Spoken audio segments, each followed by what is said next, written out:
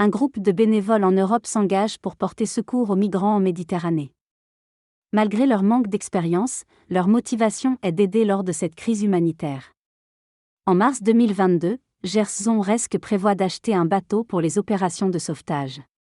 Après l'acquisition du bateau, des travaux de rénovation sont nécessaires pour le rendre fonctionnel. En août 2023, le bateau est prêt pour sa première mission de sauvetage.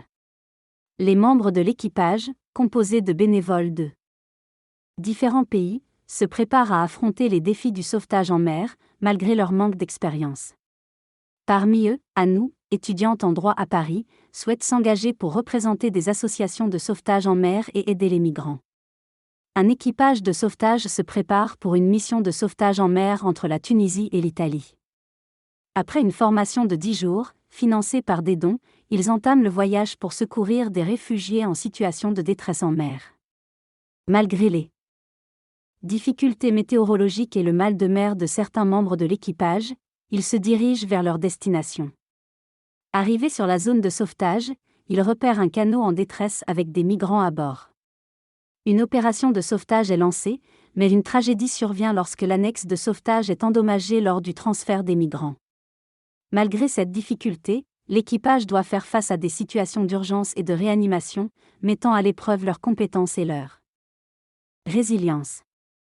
La mission se déroule avec des moments de tension et d'émotion, mettant en lumière les défis et les dilemmes moraux auxquels sont confrontés les sauveteurs en mer. Heureusement, un autre bateau de sauvetage intervient pour aider à embarquer tous les migrants, y compris un enfant qui a dû être réanimé en urgence. L'état de santé de l'enfant est préoccupant, et l'équipage demande un transport médical d'urgence aux gardes-côtes italiens. Les migrants, principalement originaires du Bénin, en Afrique de l'Ouest, sont secourus et acheminés vers Lampedusa, en Italie. La situation sur l'île, souvent submergée par l'afflux de migrants, suscite des tensions avec la population locale.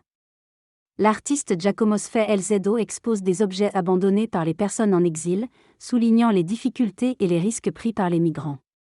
Malgré les critiques et débats, les opérations de sauvetage des ONG restent cruciales pour éviter davantage de drames en mer Méditerranée. Un jeune réfugié de 17 ans, anonyme pour sa sécurité, raconte son périple depuis le Yémen, traversant 9 pays et subissant arrestations et tortures, avec son petit frère perdu en route. Arrivé à Lampedusa, en Italie, il entame une nouvelle vie et espère construire un avenir.